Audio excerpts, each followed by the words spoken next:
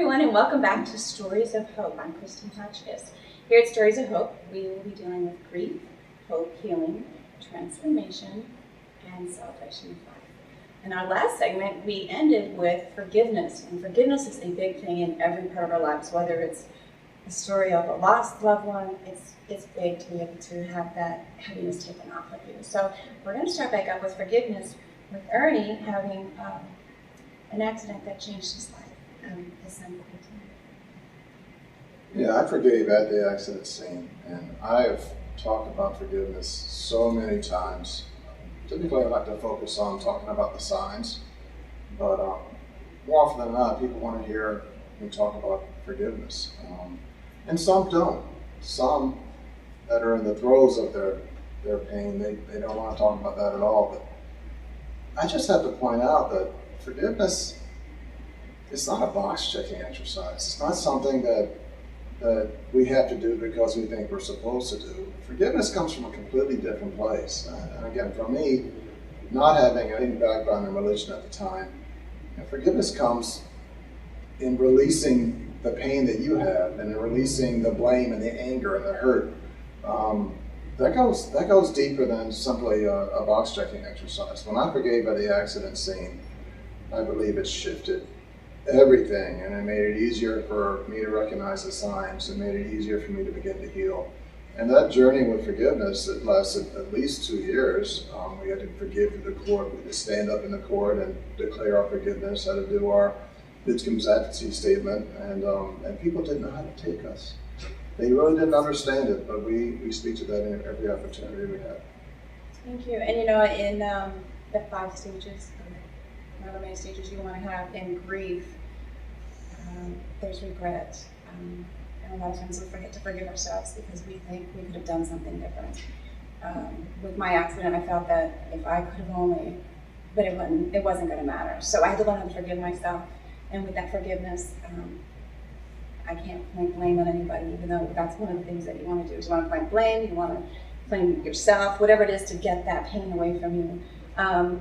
Forgiveness is huge, and in your situation, being without the great details, I think that's very admirable of you, because I've heard some people who have lost loved ones, and they want to blame someone else. They got to go through court, they got to go through this, and in all of it, what are they really gaining?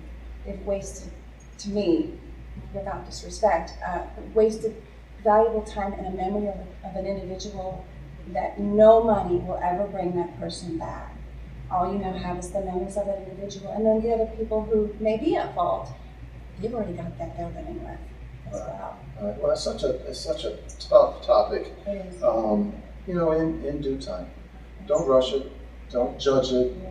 You'll get there when you get there. I mean, early on in the journey like this, sometimes the anger and the rage is all we have. And don't judge that either. Sometimes you need that energy, that juice just to get out of bed. But not forgiving, carrying that rage at some point does more harm to you than good. When you're angry with somebody, when you're not forgiving somebody, they're walking around living their life. They don't know what you're thinking about. You're just hurting yourselves. And when I get up and talk, that's where I go. It's like, let's think about this. And now you're angry, your blood pressure's up, you're not able to digest food. You're not hurting anybody other than yourself. No, and then you become unhealthy. Body, exactly. Spirit, and mind. Forgiveness. What's forgiveness to you? For me, it was a decision. So it's interesting. I think that's something that's so important for everybody to really understand, is that there is no right or wrong way to move forward, to grieve, to forgive, to whatever. It's a very individual process. And I think you know within your own soul what's the right way. There's healthy or unhealthy, definitely. So for me, the decision, it was interesting that I didn't receive a lot of the answers until later. And so thankfully I made a decision early on about what I was going to do with the tragedy. So I said 2 things that were pivotal in my journey forward. Within the first couple hours after Andy passed, and I went into the restroom and I looked in the mirror to reconcile that this had happened to me, that this was a reality for me. And I said, I will praise you in the storm, and I'm not the first mom to lose a kid. And so I will praise you in the storm for me meant that this was a decision not to blame God, not to be angry at anybody or anything else, that I was making a conscious decision to, in the midst of the storm, to rely upon my faith. And the second, that I'm not the first mom, didn't make me feel, I didn't feel isolated. I knew then that if there were other parents that had survived the loss of their child, then I could too. Absolutely. And that connected me, and that gave me courage and strength. And then as the journey went on, then some of the answers came as to the triggers and the causes that led Andy to complete suicide. And I had to address those as they came along. But making that initial decision for me gave me a path forward that allowed me to make those other decisions a little bit easier, a little bit softer as they came. And I just stuck to owning the journey rather than it owning me. That was really important for me. I wanted to be in charge of it, not to be held hostage. And you can give up your journey by being held captive in non-forgiveness, being angry, blaming, feeling guilty. I wasn't going to blame myself. I wasn't going to blame anyone else. I loved Andy. He knew I loved him. And that's where it ended, and that's where it moved forward. Thank you. Forgiveness. I don't have anyone to blame for my accident, and it wouldn't matter anyways. It would take away the memory of my daughter. The one thing I will say that I forgive is, I'm sure you guys have all heard some things that people don't realize what they're saying. Mm-hmm. Those cliches that now have some meaning to them. And I think to share for you as well as with ourselves is never tell someone to get over it. And are you not there yet? And I don't know. Or your child's in a better place. Right. And if that's how you feel, that's fine too. But that's not something you feel in the position in which we are in right now. So for me, I forgive the people that say things that they really don't understand what they're saying, especially if they have not walked that walk. And the one thing I've learned is I will not tell someone that I understand if I don't really know. It's not just words anymore. I think we find more meaning in our lives on the simplest forms of life than being worried about the expensive, tangible vacations, the things we own, what we look like, what we do. This is life now. We got to enjoy it. We do it with the memory of our children, and we are now here to make sure that no one else feels the way that we do. So with that being said, do you have anything you want to share with forgiveness as well? Well, yes, but first I'd just like to say that what you're saying is true, that people say hurtful things and we need to be able to forgive them.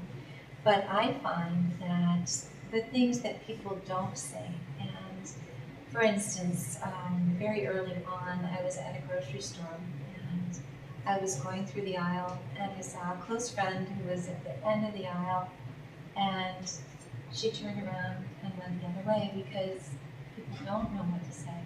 So I sometimes feel like it's important to say that it's true that things can be hurtful when they're said, and people are not understanding the implications of what they're saying. But I always feel like it's better that someone say anything than to not say anything at all. And the most important thing is that people who have not gone through this understand that saying nothing at all is the best way to approach it, and giving someone a hug. Absolutely. Letting them know that you're there for them, but not trying to understand or pass judgment on a situation right now. So can I agree that if someone wanted to ask, how are you doing, or tell me something about your child, that they're okay with saying, this is how I feel, and not have guilt? Yes. Yes. They should not, no one should ever have to No. guilt about the way that they're feeling in the journey. And as a matter of fact, going back to forgiveness, I think that it's really important. I think that Ernie was able to heal very quickly because of the fact that he was able to forgive. But I don't believe that everyone's journey is going to be linear. And it doesn't have to be that way. And in fact, I don't think that our kids want us to have to hurry up in our grief. I think that They want us to grieve and take as long as we need. It's not affecting them. They're in heaven, they're happy, they're healthy, and they're whole. And they want us to be able to move forward and do everything in the amount of time that it takes. But I truly believe that once you've reached the point of being able to forgive yourself and the circumstances that created a situation where your child passed, then you're able to move forward and heal. And I don't think that you can truly heal until that's happened. And that goes with the word strong. How many times have we heard you're so strong? Really? Yeah. It's I think you said earlier, a mask. Well, for the comfort of everyone else or the discomfort, I'm not sure how. Being strong is not necessarily saying that I don't hurt. We hurt. And so that's probably one phrase I have to say. Please don't tell somebody they're so strong. That what is that saying? The strongest person is actually the easiest to fall. I can cry in the drop of a hat. But I'm not dropping hats, I'm not going to cry right now. So now let's go into any books that we have. Ernie, you have a book I've or got two? a couple of books. Okay, please share. The first book is Quincy's Messages. It was published in September of 2011. I can't believe it's been so long. I was not an author. I was not a speaker. The book wrote itself. You can take that for what it's worth. The words came out of me, through me, to the page. And that first book, it's very healing. It shares the pain. And it shares the ahas, it shares the awakening. The second book's a little bit different. It's Quincy's Legacy, and that was published, I believe, it was June 10th of 2015. And that one fills in some gaps and has a lot in there about others sharing signs. So we're sharing signs about Quentin, but I'm having others share signs as well that they get from their loved ones on the other side. And initially I did that because I didn't want to think I was crazy. So as I talked to people, they shared with me that they were getting signs from their loved ones. And for me, the whole point of the books is, guess what? There's no death. We're eternal. We exist beyond the flesh. And that's the conversation I've been having. And it changes the context of everything we're dealing with day in and day out when you realize deep down inside, and you know that you're eternal. You don't have to compete for anything or fight for anything. And that's the gift Quentin gave me. So what was your turning point? You said that you learned about faith and God and The turning point came 5 days after the accident when it pierced my consciousness that my son is alive. It was a monumental moment. And my next thought, right on the heels of that, was, why didn't I know? And then I began to read. And I read and I read and I read, and there's so many books out there that speak this truth. And then I finally read the New Testament. I got to read the Red Print, and it all fits. It all fits. There's more. It's love, forgiveness, don't judge. don't judge. Don't judge, please. I don't know how we even get to the thought of judging, but we somehow judge. I don't understand. We don't know someone's journey by far, especially when you're walking past someone's vehicle and you see a personalized plate and you go, what is that? And then you go, okay, judgment. So I understand you have a book that's about to release. It is. Okay. It's going to be published here the first week of September, so I'm really excited about it. It was a process in writing the book as well. It chronicles the first 18 months after Andy moved to heaven.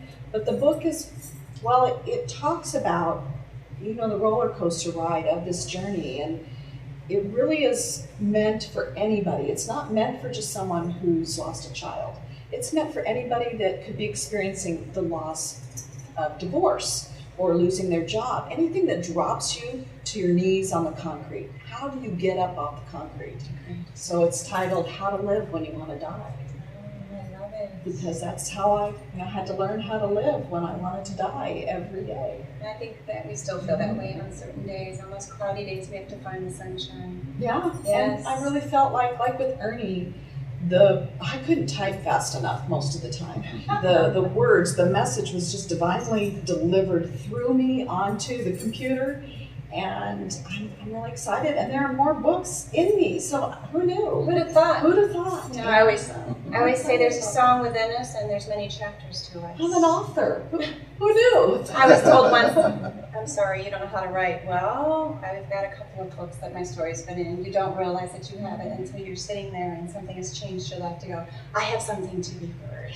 I'm very passionate. And to help everybody. Yes, I know. I have something to say. I always have something to say. Yes. Elizabeth, book. I don't have a book, but I do have a nonprofit though. Tell us about it. So Helping Parents Heal, which is, our motto is sharing the journey from bereaved to shining light parent. And a shining light parent for us is a parent who's been able to understand that we have a connection with our children and that they live through us and that they are holding our hand the whole way along the journey. We feel that they are home and we're in school still. And so we've got a lot to learn here on earth. And they are completely happy, completely immersed in all of the wonderful things that they're doing over there, but also really close friends. So all of these kids, obviously, Quentin and Nicole and Andy and Chelsea and Morgan are all here right now with us, but they're also having a blast together. And I believe we have about 12,200 members now throughout the world and in the different affiliate groups. I believe that it's the kids that bring the parents to the group. It's not the parents who actually are finding us, it's the kids who send them to us, which is wonderful. And we have a monthly newsletter, and we also have a conference. We had one in Scottsdale in 2018, and we had 500 Shining Light parents who came, and it was a beautiful conference. And both me and Ernie spoke. And then we're having another one in Charleston, South Carolina in 2020, and we're looking forward to it. We're expecting a lot more, but we've gotten a bigger hotel this time. But the funny thing about the conferences is that the Embassy Suites where we were having the conference thought that it would be a lot of very sad parents. It was all a group of bereaved parents, and they were expecting that it was going to be a very depressing weekend. And we never stopped laughing. There weren't, I don't think anyone that I saw was crying, except tears of joy because one person found out she was pregnant when she was there. So that was basically it. But it's so important for us as a group to be able to get together and to share stories, either at a conference or on the internet or in the affiliate meetings, because we are our new family now. And a lot of times family and friends don't understand. And in spite of the fact that I think that they like to understand, I don't think that they take the time to be able to really appreciate what we're going through. And for me, the people who love me the most and the people who actually love Morgan the most stay away because of the fact that they feel like seeing me reminds them of Morgan too much.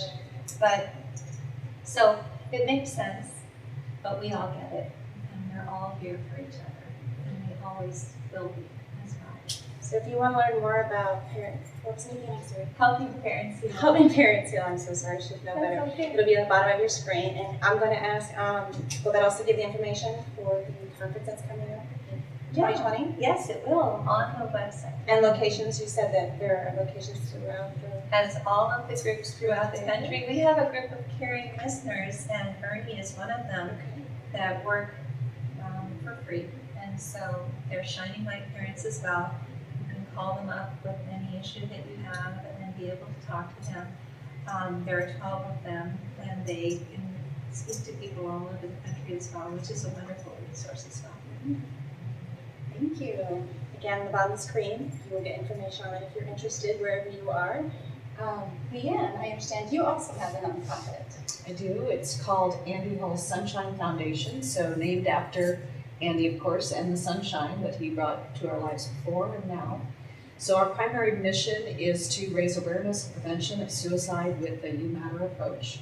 And we do that all over the world. The message has, thanks to social media, has allowed us really to reach people on different continents, and we deliver You Matter wristbands. I have one. I get requests nearly every day from people all over the world, and they just want a little part, just one little wristband. Can you please send us a wristband?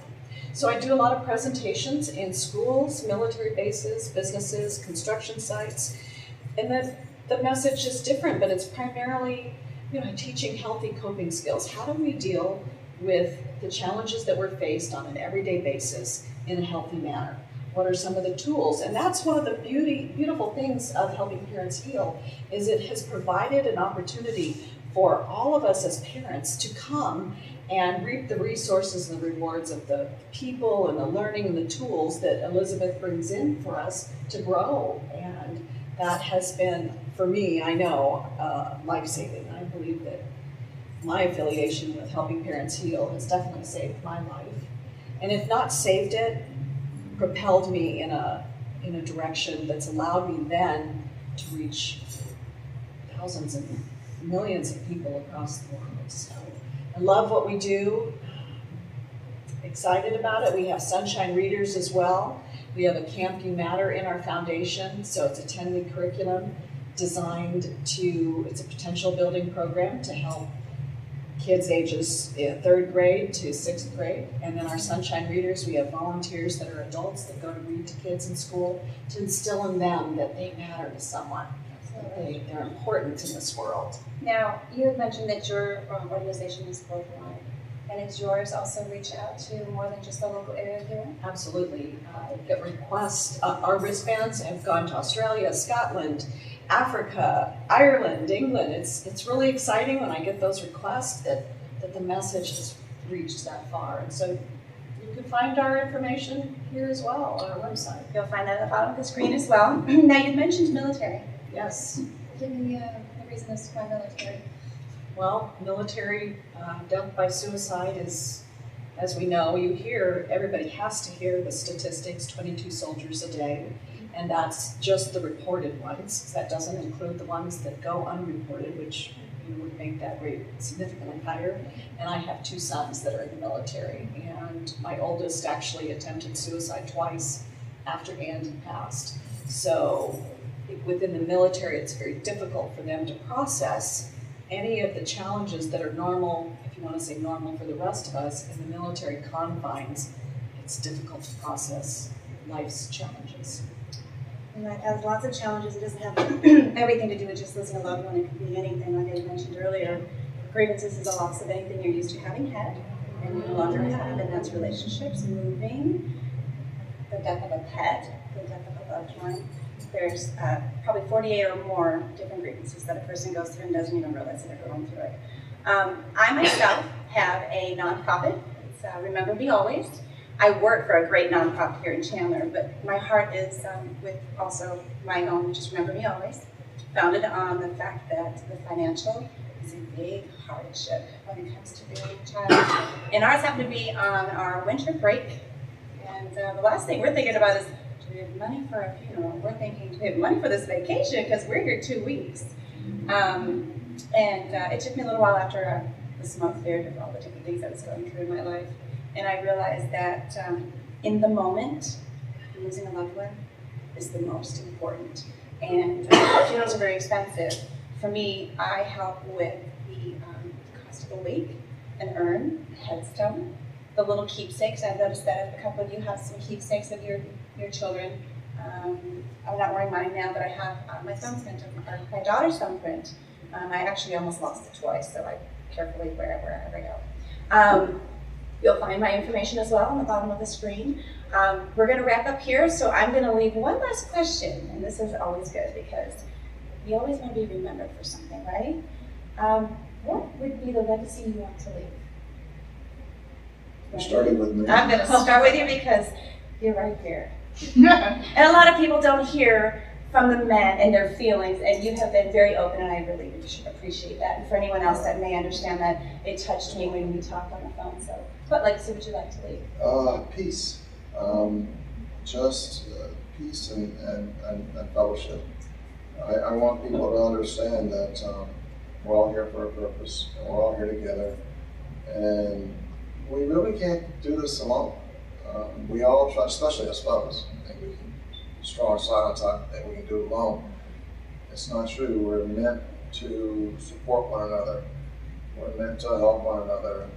I came to a person just today, and we were talking, and she shared that they're having some hardship at the house, and I'm like, I'll come over and help hang the cabinets. She lit up like a firefly, and that's what it means to be human. God made us to be together, to go through this together, to support one another. And if I can help people understand that, mission accomplished. Very good. Elizabeth, what legacy would you like to leave? I feel that it's really important. I love building on what Ernie is saying, but I think that it's really important to be able to reach a hand back and to pull someone forward. I want in the future, through helping parents heal, for parents to realize that their children are not gone, that they're still right here, and that they don't have to grieve in the way that we grieve now. Most of us grieve that the physical is gone, but they're still right here with us. And I think that as we move forward, there will be more and more people who understand that this isn't it, and that there is so much more out there that we don't yet understand. So, Yeah. I want to be remembered for bringing sunshine, and maintaining that the storm is going to come, to expect the storms in your life, and to look for the sunshine. And my legacy is that I lived life with loss and then as well, and still enjoy the life you were given. If you have any questions, you're more than welcome to reach out to any of us. The information will be provided at the end of the show. And I thank you all again for being with me and sharing your children with us. And we wish you all a great The preceding program was brought to you by the Holy Spirit Broadcasting Network, HSBN Television.